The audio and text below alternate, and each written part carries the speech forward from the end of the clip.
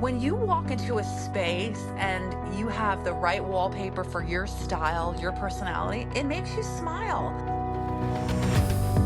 Welcome to the On the Wall podcast, where we engage in conversations with artists, artisans, designers, and visionaries who shape the world of interiors.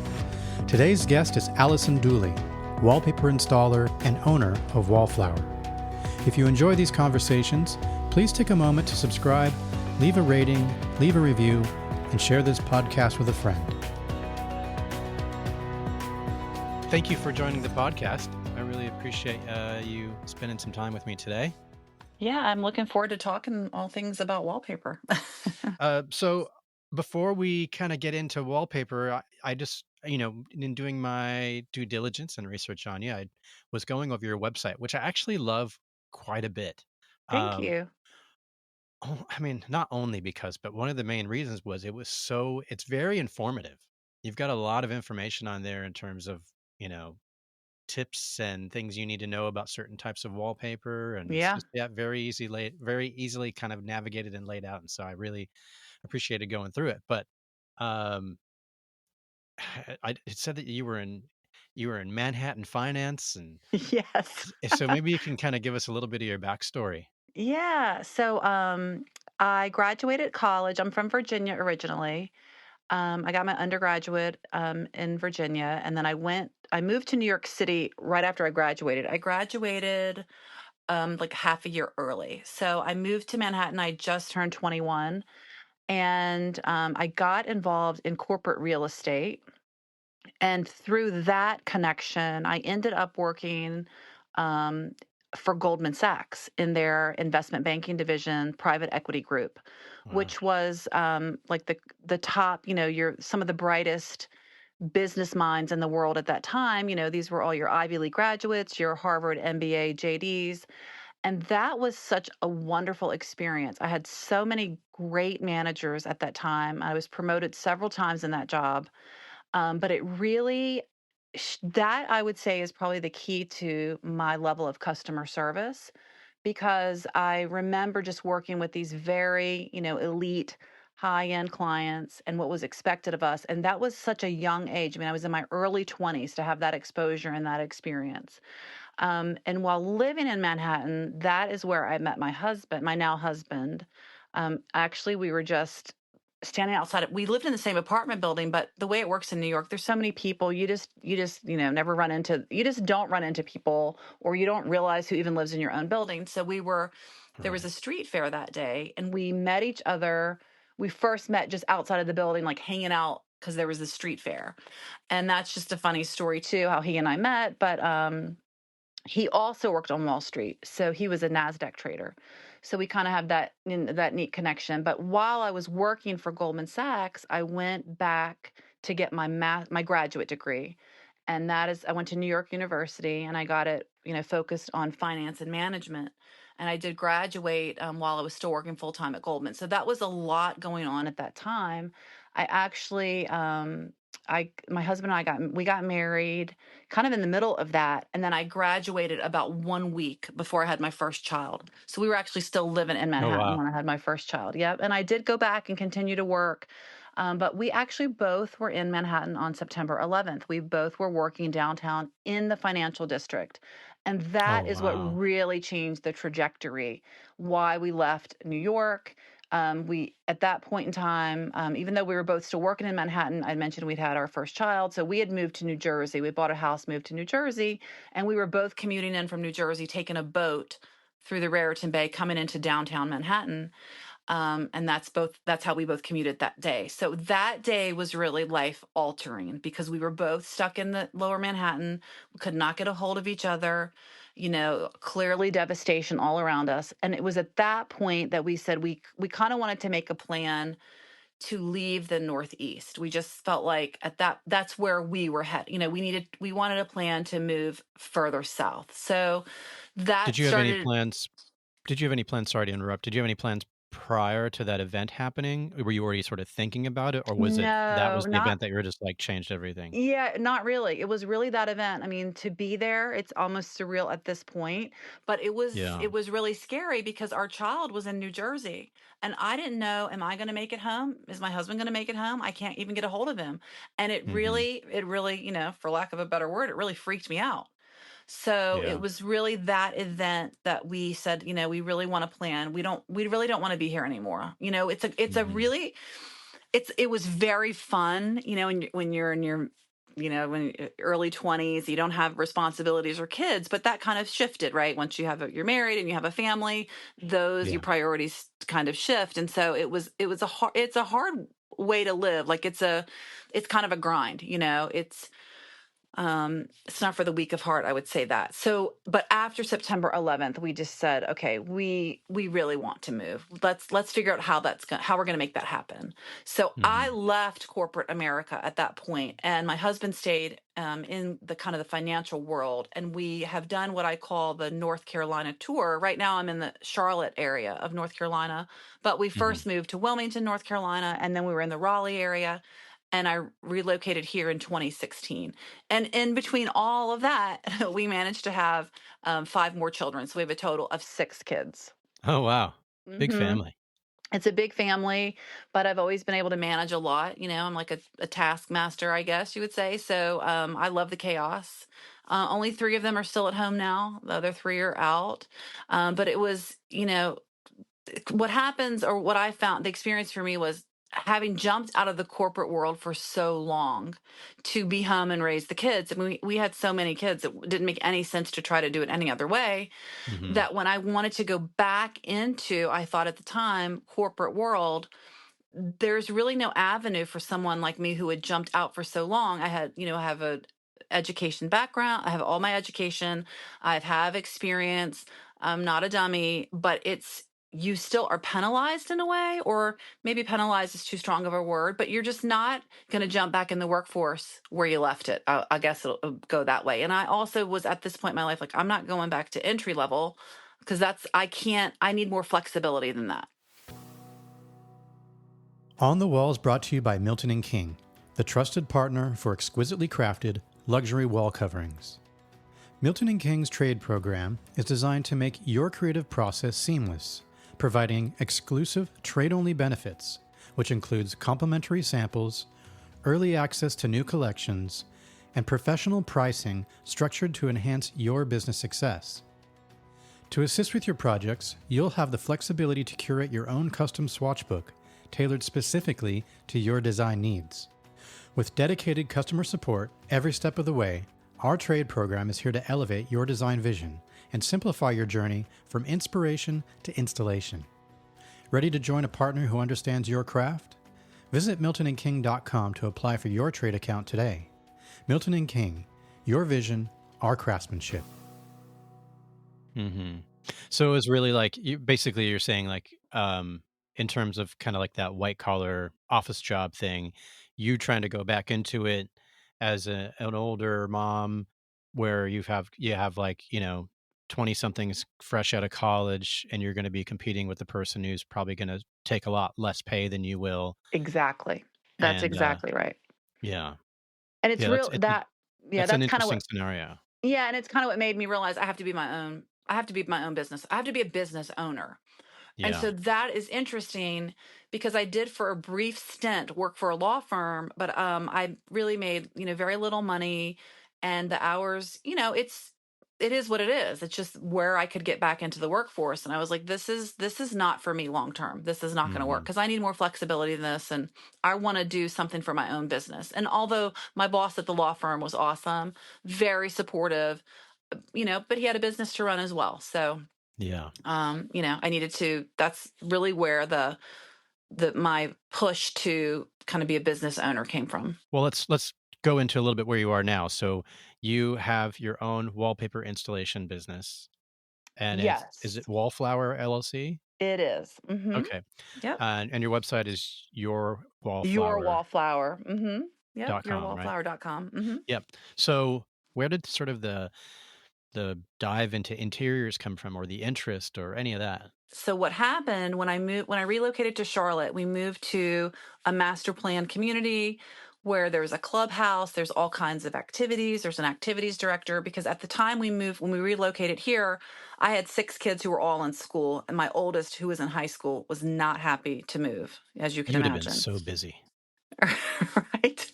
So, so we moved to this community where there would be lots of kids and things to do, and they could easily integrate into the community. And I met, at the time, I met another mom here who did have a background, very, very artistic, had a background. I don't know that she had a degree in interior design, but had taken some classes in interior design and had a great eye and style. And we connected. And actually, we started a business. We had a partnership. I had a partnership for a few years with this person. And she's the one who introduced wallpaper, which is very funny to me because at first I was like, absolutely not. Why would I want to do anything with wallpaper? That doesn't, you know, I don't think so. But she was like, no, listen, like we really, really should get into this. And then as I started making connections in the industry and learning about it, it just really I loved it. I loved the math. There's a lot of math with wallpaper. There's a lot of Yeah. engineering, like engineering a space. How are you going to tackle this? Then I got to run a business. There was a lot of things I didn't realize that really fed into my personality. And I really became like obsessed with wallpaper. It's so funny to me to think about it, but I love it. I love looking at a space and thinking about pattern, how the pattern should lay out. There's just so much to it that I absolutely enjoy. And as partnerships do, the partnership ran its course, and we kind of wanted to go in different directions. And I really wanted to focus solely on wallpaper because prior to that, our company had done we were doing some wallpaper installation, we would do some or interior decorating, Hmm. and just some other things. And I really wanted to be a wallpaper installer. I wanted to be the wallpaper lady. I was like, that's really all I want to do. And so that was a nice kind of stepping stone to really introduce me to the world of design and Yeah. particularly wallpaper. And then I've just run with it. I love it. I love it. So was it sort of interesting for you to go from kind of, for lack of like a better term, but like from white collar to blue collar work? Like, it's one sitting behind a desk when you're in your 20s or whatever, and then now you're doing stuff it's labor intensive. It is. So I actually love the fact that it's so physical. I love moving. I love that I'm not Hmm. sitting at a desk. But I totally agree with, or I get the gist of your question because I always felt that way. Like sometimes you would see, tradespeople show up and maybe they weren't that pleasant or the way they treated your home was like a little lacking. And it was such an opportunity for me to really present myself and the trade in a different way. So when I Hmm. come to someone's home, like I can speak to them and we can have intelligent conversations and I treat their home with care and the way I communicate via email. And that feeds right back into my website. Like I want to make it user friendly because, there are a lot of questions when it comes to wallpaper. Sometimes questions people don't even know that they should have. Right. So the industry is shifting a little bit. So in our area, I was very fortunate early on to connect with some wonderful installers. I mean, some of the best around, and they're female. Hmm. And one of them in particular told me about an organization called the Wall Covering Installers Association. And the WIA is a professional trade organization for wallpaper installers. And that has really been just so eye opening in terms of understanding the extent of the wall covering industry because there are people who travel the globe, truly installers who are traveling all around to do these very high end, highly technical, very expensive installations. And Yeah. being exposed to those people, I realized this is such a niche. This is not blue collar as I even thought it was. It's such Hmm. a different it's such a different trade because we are dealing with interior designers. We're dealing with high-end clients. We're dealing with really expensive product. And from my experience, many or most, if not all of the installers involved in that organization really carry themselves differently because they know what they bring to the table and they know what skills they have. They have the best products. They are just really, really some of the best tradespeople I've ever met. And I couldn't say enough about the professionalism too that they kind of demand out of the installers, which I love. That all feeds so into my personality. So I think many things kind of fell into place. Hmm. It's all about timing. And And I went. you're really bringing a certain level of service with your trade. Absolutely. And we, guess what? I deal mostly with female interior designers and female homeowners. And so they like the way I present myself, not just because I'm female. I'm just saying with that professionalism, because Hmm. they feel confident that I'm trustworthy, I'm going to do a good job, that the install will be successful. And I feel that the installers who are involved in that organization, the WIA that I mentioned, really carry themselves that way as well. And I went to the first convention. I think it was either 2021 or 22. And it's funny because I thought, well, I'm going to be like the oldest person here, and really, I was one of the young ones. Hmm. So it's an interesting profession. I do feel like there's a big turnover happening where we have a lot of people who are retiring out of it, but there are young, smart, educated people who are turning to the trades. And this one in particular, they're educated, they have graduate degrees, but we're finding that we can have successful careers, doing this. And it's just a different niche within kind of that blue collar world. Yeah. Well, I definitely have. I've got some questions lined up, Okay. all in the world of wallpaper, Okay. and I do want to circle back to the WIA in a bit. So I'm going to Okay. come back to that. Okay. Um, but first, I noticed, when we were first talking, and how you're so passionate about wallpaper. I noticed like the tagline that is on your website is "Wallpaper makes you happy." It does. Yeah, Is it that sort of does. like your overall philosophy in terms of how you approach the Yeah, work? because I like have a smile on my face right now because it does. When a homeowner or a client of a designer, it could be commercial spaces too, not just residential, but when you walk into a space and you have the right wallpaper for your style, your personality, it makes you smile. I mean, I've seen clients who come into a room and I wish I had captured it on video because they're just elated. It should reflect their personality, the colors they love, the style that they love. It does make I don't know, I've never met anyone that it didn't make them happy once we put it up. It makes me happy to be in a space, adding wallpaper that's beautiful. Like I just was working in a space the other day and it was very colorful. And I said, oh my gosh, this is just making me feel so happy. And that's what the homeowner kept saying. I'm so happy. I love it. I love it. That's how you should feel. Now, That's what wallpaper does. at Wallflower, so you're not just an installer, right? I'm because from what I was looking at on your website, you're actually doing like consultations and Yes, I offering will. interior advice and things like that. So, is that something that's because a lot of times you think, oh, I'm just going to hire the installer and they're going to throw up the wallpaper and that's going to be it. But you're bringing something more to the table, aren't you? Yes. So, obviously, if someone's working with an interior designer, they don't need my help. They already have their interior designer. But let's just say a homeowner who's not doing any interior design work reaches out.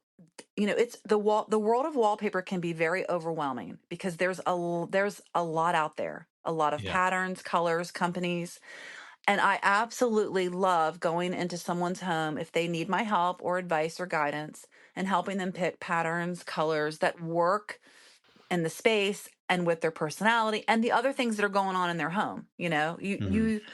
I always say you can have a little more fun in certain rooms, but you don't want to make the home feel disjointed. Like I don't want to feel like, oh, in this room I'm in the mountains and in this room I'm at the beach. That's not what we're looking to do. So, yes, for with my business, I don't just come in, there's a saying like you pick it, we stick it. That's not how I run the business. That's not exactly how I do it. I do it a little differently. There's more service involved if someone needs it. Yeah. So what are some of the considerations that go into, let's say someone's considering putting wallpaper in their home and they know they need to hire an installer, so they hire you and they ask for your input and your opinion. Hmm. What are some of the considerations that you are when to use color, when to use darker colors, when to use lighter colors? Right. What is some of the stuff that comes into play when you're kind of examining a space? So there's a lot that goes into it. So what's the lighting like? What's the mood they want? Do they want a moody, lounge room? Are we looking for a light and bright and airy reading room? Do they have kids? Do they have pets? Because that's also can sometimes determine what type of material we should use. Mhm. You don't want to use a grass cloth, for example, in an area that's going to be exposed to a lot of water. That can stain it and ruin it. So you wouldn't do that. So, what colors are they drawn to? Everybody's brain is different and everybody's eye is different. It doesn't make one right or wrong. We're just different, right? We're not all the same. So I know for myself personally, I do not like geometric patterns. I don't like the structure of geometric. I love a more fluid look. Like But guess ever? what? Like ever in any room? Or is I don't that like you're saying that's for your personal taste or my you personal taste for my home. I don't do Mhm. geometrics, okay? But there are many people who love geometrics. I don't like the structure of a geometric, and it makes sense because, when I think about plants that I love or flowers that I love more wildflowers, whimsical, flowy, like seagrass. So that makes Mhm. sense for me. But that doesn't mean someone who does love the structure that it's wrong. That's just what they love. So there's a lot that I talk to them about. What colors are you drawn to? How will the space be used? How do you live? Like, do you have children? Is there going to be water here? Pets?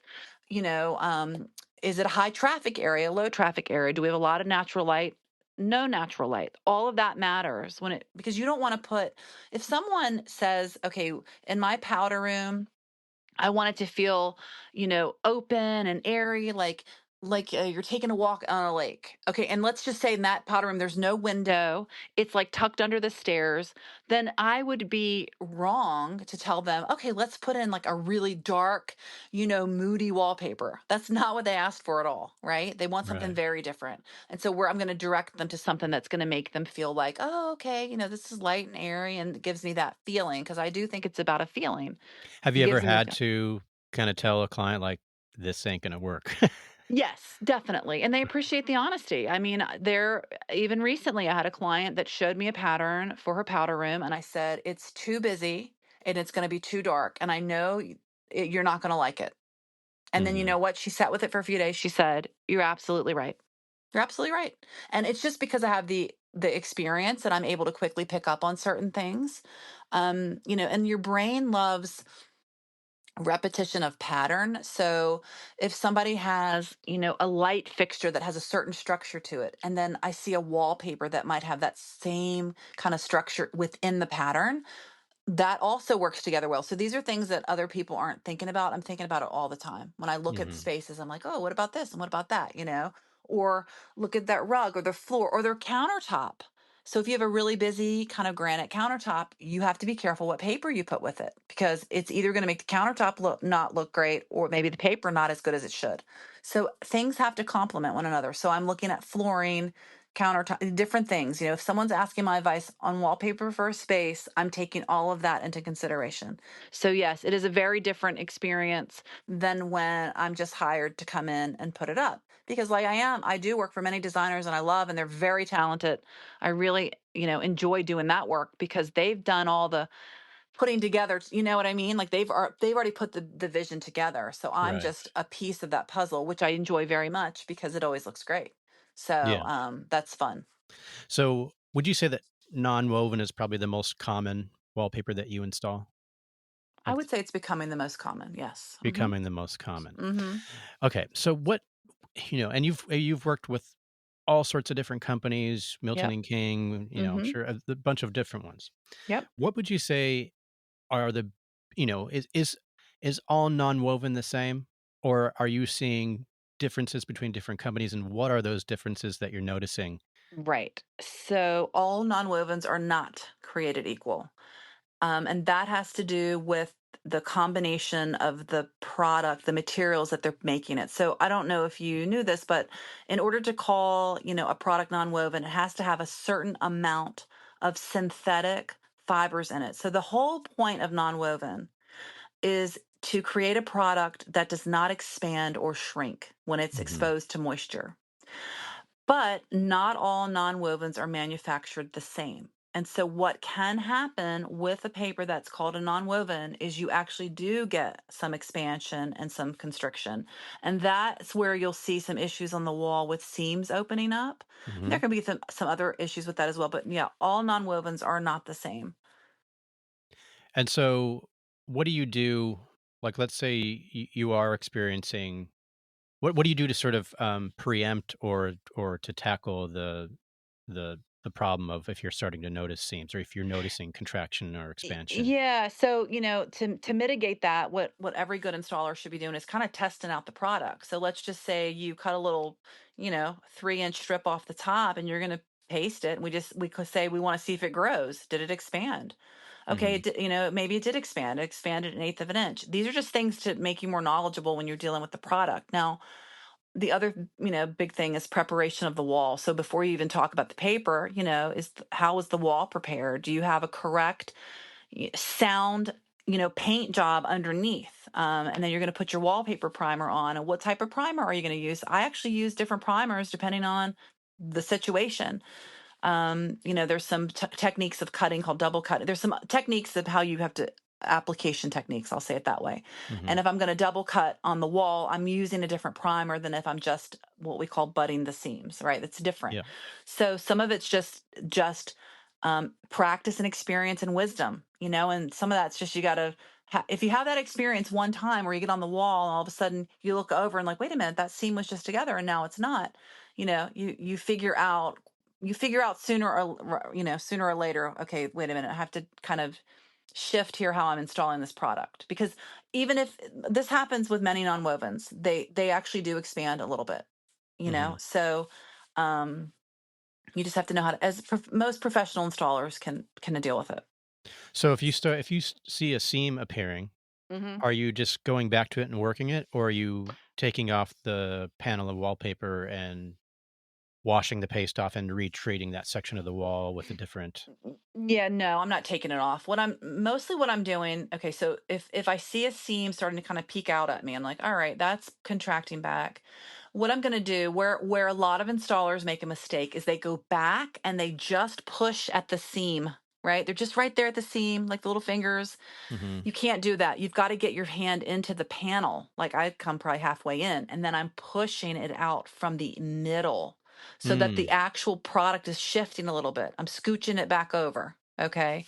So I don't take the panel off. Never had a situation where I had to take the whole panel off. I'm watching the nonwovens as I install, because I can do all the, work at the beginning. Okay, is this growing at all? No, it's not. Did I use the right primer? Yes, I did. And there could still be a little constriction that's, little pullback that's happening on the wall. You just have to know how to deal with it. So I just go back. I watch my nonwovens. I don't take anything for granted. Once you get that seam set, you still need to watch it. And you know what? Who taught me that? Another installer in the WIA. Hmm. And Mm-hmm. how soon typically do the seams start to appear? Does the contraction start to happen after you've put it up? Put How like soon? four, yeah, like 4 panels down. So maybe within the hour. Okay, so with an It's hour quick. you It start happens a seeing it. lot because a lot of these nonwovens, are paste the wall, right? Yeah. Now I have a pasting machine. That's a whole other discussion, which we don't have to get into today, which I love. I have a Tapo Fix pasting machine, and I actually will run my nonwovens through my machine. So even though Which is there's faster, right? It's faster for you. it's so many things. Faster, precise, clean. So, when you paste the wall, listen, there is an art to pasting the wall. It's you there I always say I have a helper and I say to her all the time, there's a certain sound it should make. And I know that sounds weird, but when you have the right level, it does make a certain sound with the roller. It just does. Mhm. But sometimes you might use a brush around the trim, and maybe in place you got a big blob, and in this place you don't have enough. So when you use a pasting machine, it's perfection. It is absolute perfection, top to bottom, clean as can be. I love it. I love my pasting machine. I really get I really don't like to work without it, but I will hang some non-wovens. I'll paste the wall and do it. But I do love my machine. I have to say that. Do you ever, because most papers printed on, or most designs are printed on white paper. Do you ever have an issue where, obviously the wall is not completely flat, and so you're seeing the Yeah, side edge of the paper, like if it's a black absolutely. wallpaper? Are you ever sort of Yes. coloring or crayoning the side of it or anything like that? The Every side edge? professional wall covering installer should have an arsenal of mediums to color those edges, whether it's chalks or watercolor markers or paints. Absolutely, because you are exactly right. The edges aren't mitered. They're not going to come together perfectly. They just don't. When you have these dark front papers and you have white backing, a lot of times, especially if it's like a solid black or dark gray, for example, when it's rolled up, meaning before I even have gone to the wall with it, I'm Mhm. coloring the edges when it's rolled up because Yeah. I know they're going to have to be colored, and it's so much easier to color it when it's still rolled up. And then sometimes, though, you'll have pattern where maybe the background is dark, but then you have some light things happening throughout it. So I don't want to do that because I don't want to put a black, line through a white body. So then that's when I'll work with it on the wall. And really it's just about taking the eye away from it. You just do things. I love grayscale, believe it or not, grayscale, which is just, think about grays, all kinds of grays, light gray to dark gray. Grayscale works wonders. Sometimes you can just use your grayscale markers and you can't see things. Mhm. So, yes, every professional installer should be able to work and hide seams. Yeah. And what are you typically using to color the edges? I have these, they're called Tombow grayscale markers. I get them at Michael's Store. Oh, That's okay. probably mostly what I use. Gotcha. Sometimes I'll use my paints, I get some paints, but a lot of times it's just another installer taught me that trick, the Yeah. grayscale. So I think that's really mostly what I use. I noticed when I was on your website, and I know this is sort of like a lot of installers hate it, but let's talk about peel and stick for a second. Mm. Um, I noticed Mm. that on your website, you Yeah. even have like you have to sign a Oh, yeah. waiver. Oh, yeah. You have to So sign your so life tell away. tell me about this. Well, peel and stick is an interesting little product. So I can't, this isn't like, oh, I read this and I know this is fact, but my guess is that peel and stick was really brought to the market as a DIY product. So a homeowner could go get their peel and stick, they're going to put it up. They don't have to pay an installer. It's not that expensive, although I think peel and stick can be expensive. But it doesn't work like that because it's still hard to put up. So you get your homeowner who gets their peel and stick, and there's so many patterns and printed on the peel and stick, and people love them and they want their peel and stick, and they think it's not going to destroy their walls. Well, maybe some don't, but I've seen some that do, and that's kind of where the release form comes in because they're not all made the same. I don't know what I'm dealing with, and it's really like the product itself. It's very it's not malleable. It's like plastic. So Mhm. think about walls. Walls are not flat all the way down. With a traditional paper, even a non-woven, I do get a little bit of movement within that paper, right? I can kind of mold the paper, even though we have a wall that's got a bow in it. That doesn't happen with peel and stick. It does not like to move like that. And so you'll get buckles and wrinkles, and then it doesn't want to stick. And I find, and I say it in my release form, it's never, to me, the look will never be as good as a traditional paper. Now, I'm pretty, demanding in how I want my final product to look. But still, I don't love peel and stick. I understand why people do it, whether it's for the pattern choice or they think it's a nice temporary solution. But I also feel that if the wall is prepped properly with the right primer, that even a traditional paper can be temporary in the sense that you can remove it without destroying the wall. So that's the peel and stick. I feel like it came out as a DIY, as this temporary wall covering that you could put it up and peel it off. There'll be no damage. Maybe in some cases, but I can tell you not all. That's the case. But the homeowners try to do it, and they're like one piece, half a piece in, like, forget this, we can't do it. Let me need to hire somebody.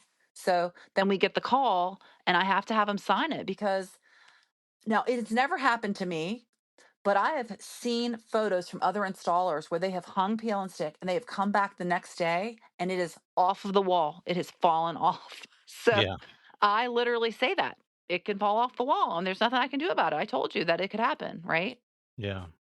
No, I know a Yeah. lot of installers that just refuse to even install it. They're just like, "This is a bad product." Right, they don't love it, and I don't love it, and I don't like the result because that's still my work, and no matter, that's why I laid out like all these issues that you can have because I will only do it in certain instances. Like I'm not doing a full powder room with it. If you have like a kid's room with an accent wall and you want it, okay, let's go for it. That's fine. But I'm not wrapping a dining room in it. Like there's certain things I just will not do with it. Yeah. Not doing it. No. Okay, so moving on to Yeah. another thing that you have lots of FAQs on and warnings about is grass cloth or natural Mm-hmm. fiber Yeah, type that's right. wallpapers, which Yep. I found very helpful when I was on your site and I was looking at it and I was like, oh, she's really giving a lot of helpful information and warnings about the pitfalls of grass cloths and how you have to Right. care for it and all this kind of stuff. I mean, I Right. even found when I was in our office in Dallas and I was unrolling some grass cloth wallpapers just to take photos of them and they would crease. Yes. Yeah. And Yeah. so it's a very delicate product. Maybe speak a little bit about your experience with grass cloths and kind of what sort of how you sort of handle installing Yeah. those.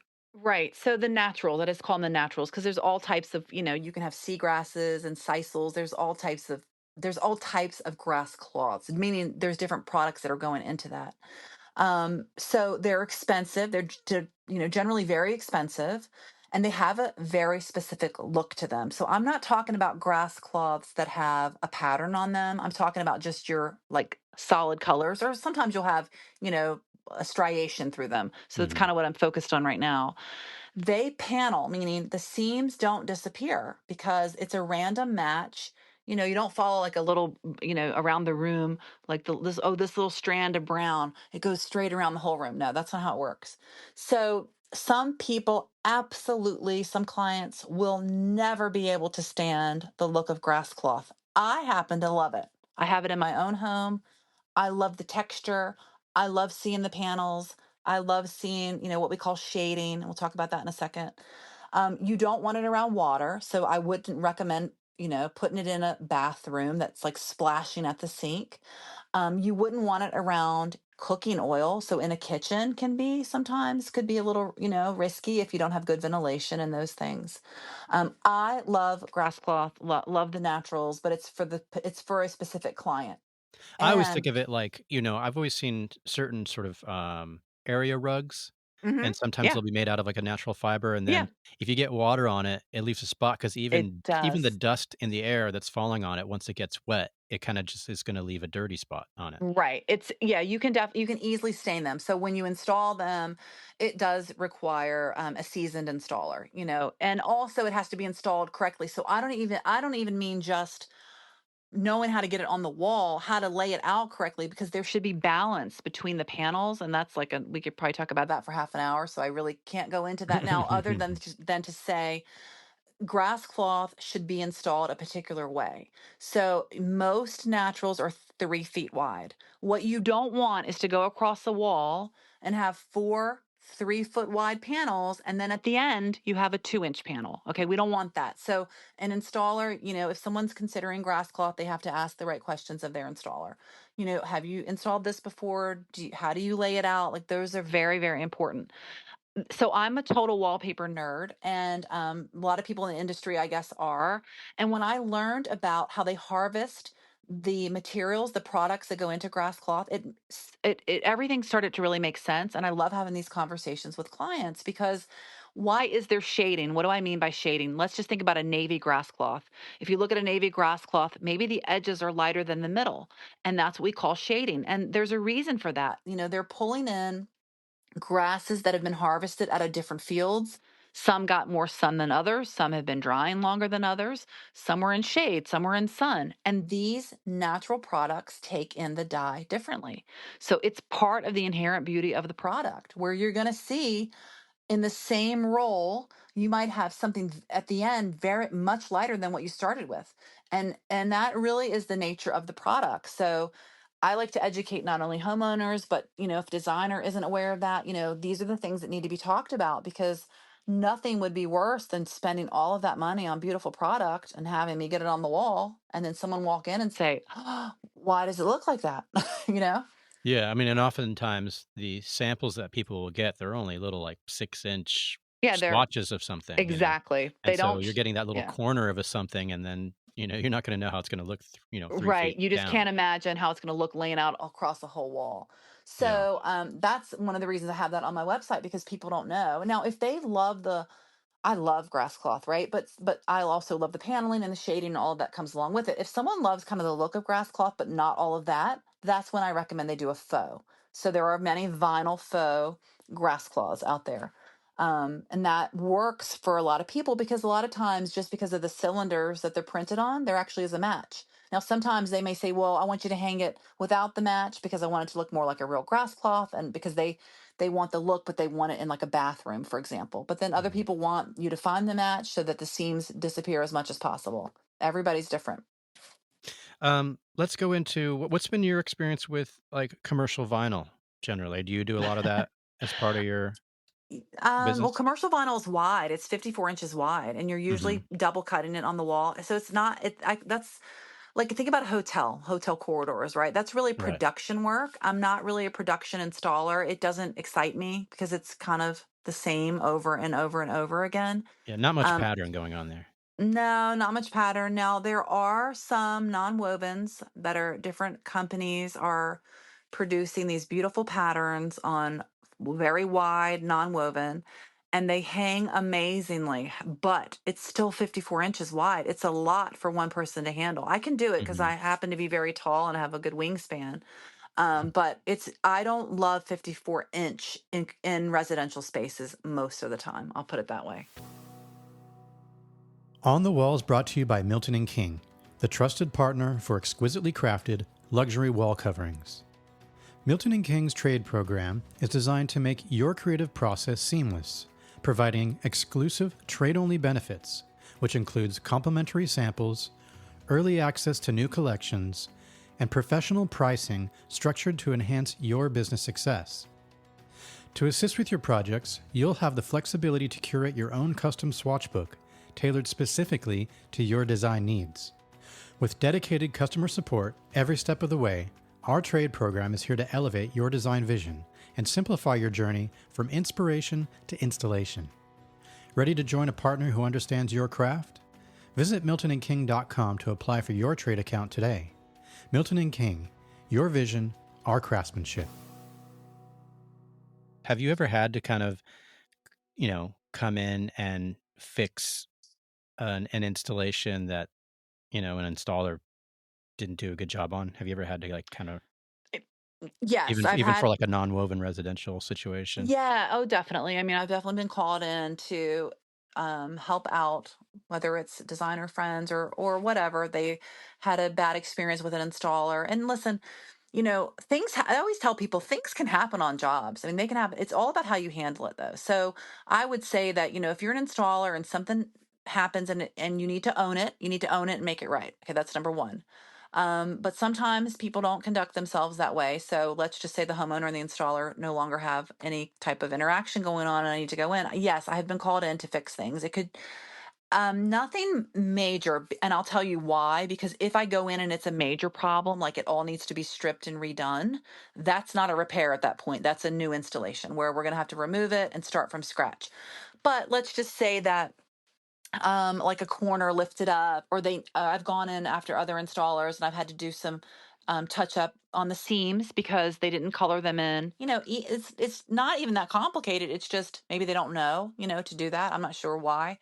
Is that the But most sort of common fix? What would be, like, the most common the most fix job common that I've you would been have to called do? in for is, yes, to touch up seams, and Touch or also seams. paste being left everywhere. Now, I kind of have this. I laugh sometimes. I call it ghost paste, especially on vinyl. You'll leave there like, oh, I work so clean and it's great, and it's certain paste that do it more than others. And then like your client will send you a picture like, oh, there's paste. So it's funny to me because I carry with me Diet Coke, because the citric acid in soda will take paste off without problem. It doesn't smear it around or moves it right away. So Diet Coke is part of my weaponry, as I say. And what's really funny is when my helper first started with me, she didn't realize like I actually had it in the bucket because I use it to like if I'm doing a vinyl and I know I got some paste somewhere and I want to wipe it up clean, she drank it all. I was like, you just you just drank I need that. That's my supply. I need Now, it, like Diet Coke as opposed to just regular Coke or Well, Coke the Zero, reason like I do it. diet is so it doesn't have the sugar, right? Because I'm not trying to attract ants. I need the Oh, citric okay. acid. All Now, right. you can also just buy straight up citric acid and mix it with water. But you know what? The diet soda has worked wonders for me. So I just stick, if it's not broken, don't fix it. And I can buy it already made at the store and I carry around my little thing of Diet Coke. So that's what I do. How funny. I mean, someone might actually just like see you working and think that you love Diet Coke. Well, it's funny. I went for to help a designer who had another installer. The seams were an issue and there was paste everywhere. And I actually had brought the Diet Coke in. The homeowner came in and said, "Do you want me to get you a glass?" Because she thought I was drinking it. I just started giggling. I was like, "No, no, no. Yeah, Believe it or just not, need this is a what glass and takes some the ice. yeah, I was like, no, believe it or not, this is actually what's going to take that paste right off your vinyl and it's not going to smear it around and you're not going to ever see it again. They were like, really? And so it's these kinds of things. This is why I go on and on about the WIA, but these are the things I've learned through this organization. I cannot say enough good things about it. I see installers all the time who are kind of out there floating around in their own world. And I just wonder, like, why? Like, why not have this camaraderie? People who've been installing for decades and have been installing, some of the most exquisite high-end goods in the industry. I want to be exposed to them. I want to learn. I'm okay with the fact that if I'm not the best in the room, that's okay because I can learn from the best in the room. Hmm. What is your favorite paste to use for like a non-woven installation? Do you have a favorite? Yeah. I do. I have two favorites. I love, and they're both Romans products. Romans kind of owns the market with paste, at least Yeah. here. I use 838 Hmm. and I use 780. And 780 is really a little better for the machine because it's a little thinner. Hmm. Um, but 838, I really love 838. I think 838 is my favorite, but I think 780 is a little better for the machine.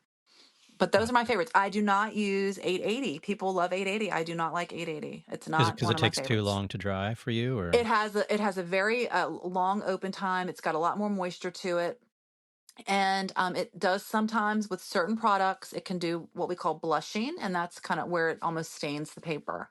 And Mm. actually had that happen to me on from one particular retailer. I guess their product is not like 880. I'll say that. So I just like, you know what? I'm gonna go jump to these other pastes that never do that because I don't want a problem. Yeah. Yeah.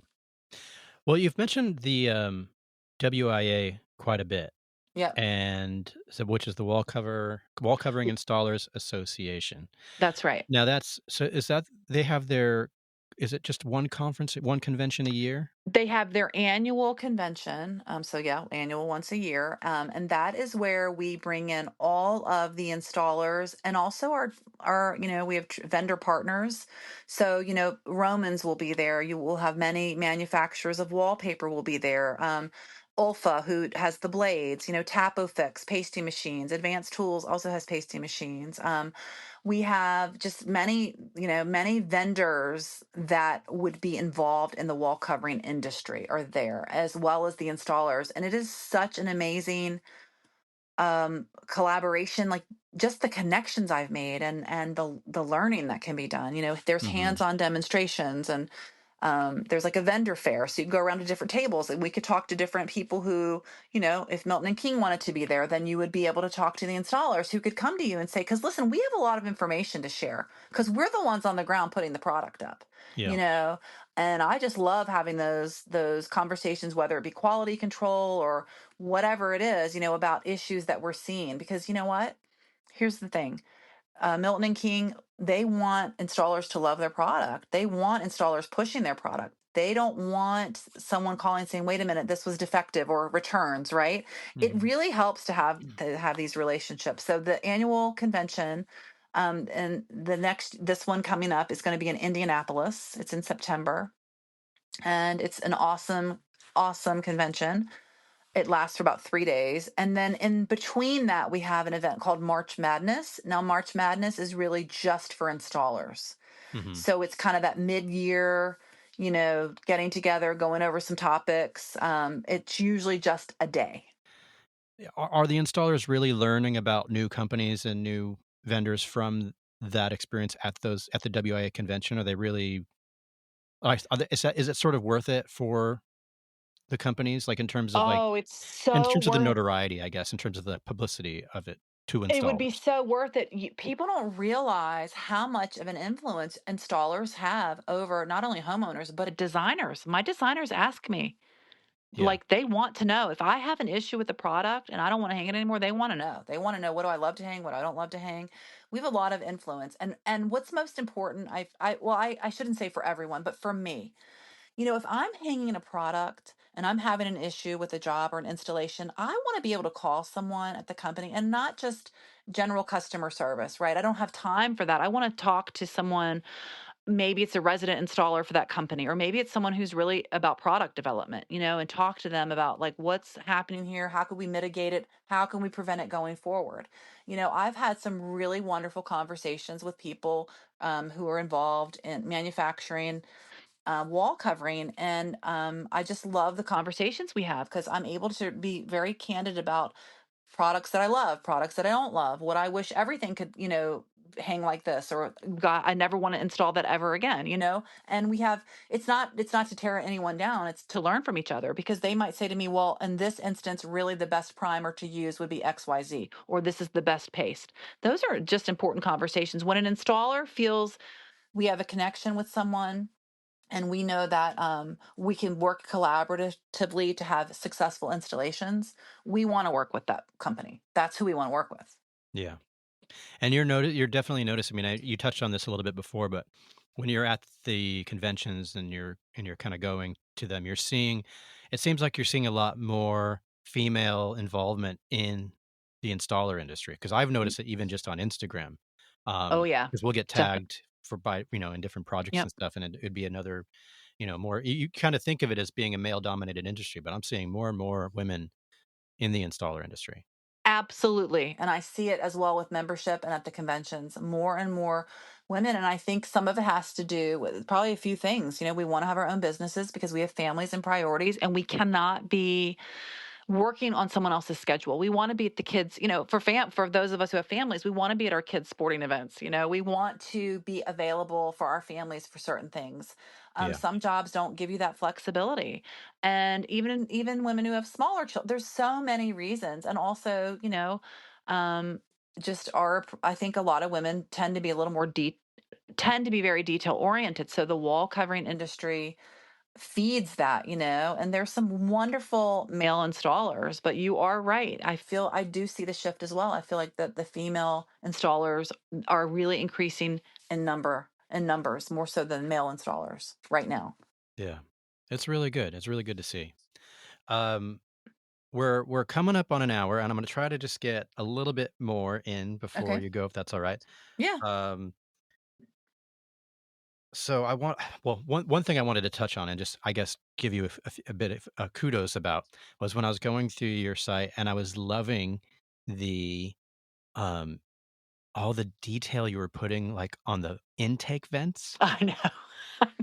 I thought that was amazing. So, for those that are listening, like, it's, you I've seen a lot where you over, like, light switch covers Oh yeah, or switch outlet, plates. yeah, Yep, yep. and power outlets, the Yeah. covers of those, and a lot of times those just kinda stick out like a sore thumb over a wallpapered wall, but, basically the idea is you wallpaper over those things and it kinda just blends the whole thing in together.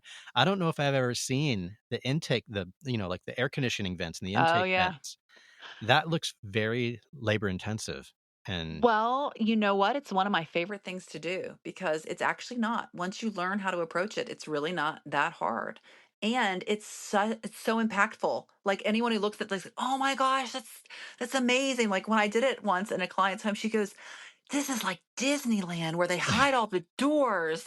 You know? yeah, well, I mean, It was it's to me, it's like it's more than the cherry on top. It's kind of what I feel like gives it that silver lining, like that Oh, gold, like, yeah. you know what I mean? It No, it's raises the the whole thing up a level. it does. It's the artistry. That's where the artistry comes in, and there are many other ways that we show our artistry. That one is just so evident.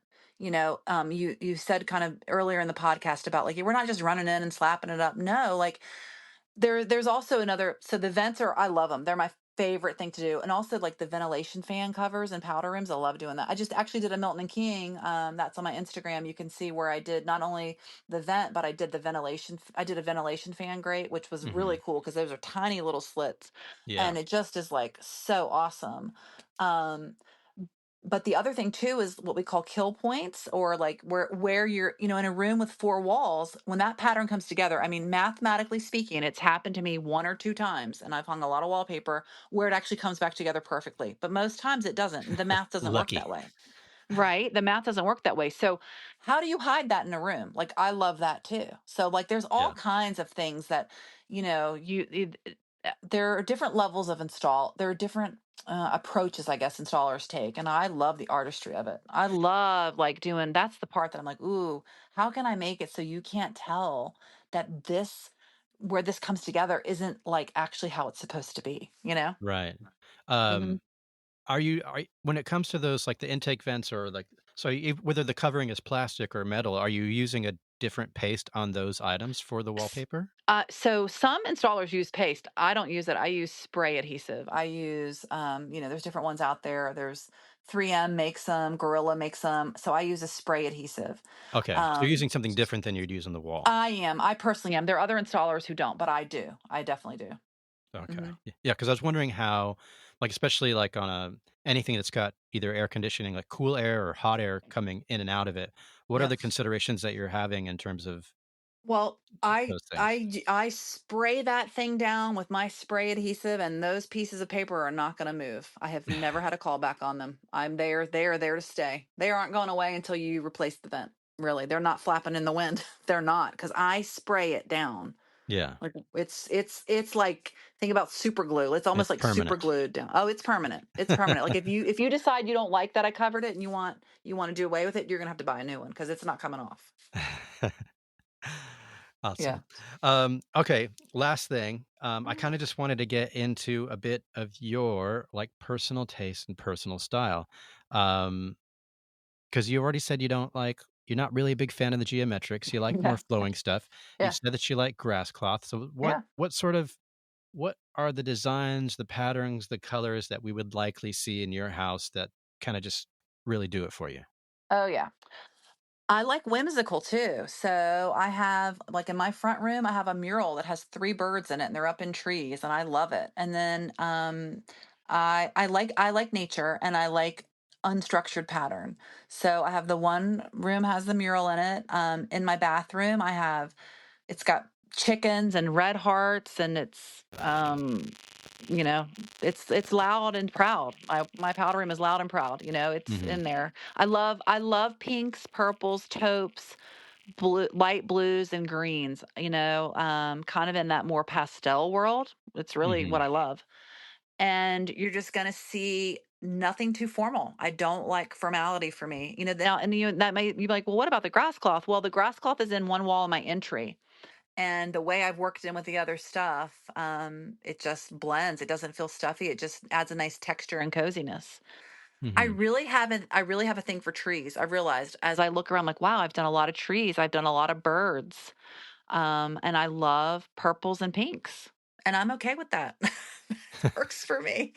I thought it's funny because on my Instagram, I'm thinking that I'm going to start doing, how you can do your little highlights, like my home, so people can see. Because I Yeah. talk about it all the time. I've got wallpaper everywhere, and I do. And I really feel like I need to start adding something there where people really can go see, like, okay, what does she have in her house? Because Mhm. I tell people, you're married to your house, you're not dating it. Make it your own. Don't Yeah. worry about resale. If you love a wallpaper and you want it, do it. While you're there, you should love your house and be happy. Well, I mean, thank you again. I appreciate your time, and you've given me a lot of great insight that I think people are gonna really enjoy listening to. Awesome. Um, Yeah. well, finally, so if someone wants to get in touch with you and they want your advice and your installation of wallpaper, where do they go? How do they get in touch with you? What's the best way to contact you? So I think the best way is probably through social media. I do have my website. So my website, as you mentioned earlier, was yourwallflower.com, and they're able to connect to me directly through the website. If they have Instagram, they can also connect. I'm also on Instagram as your wallflower, because wallflower was taken. So your wallflower, Hmm. and you're able to message me through that.